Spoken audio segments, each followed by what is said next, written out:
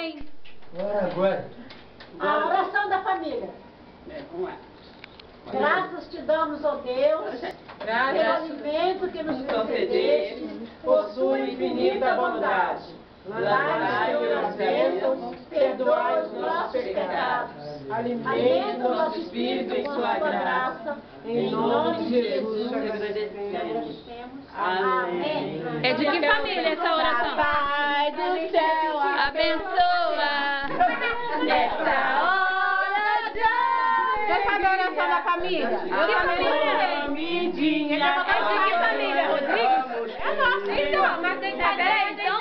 É, você fala e a gente repete. A Sueli fala, a gente repete. Vai, Sueli. Ela quer gravar a oração. Sueli é minha madrinha, tira o olho.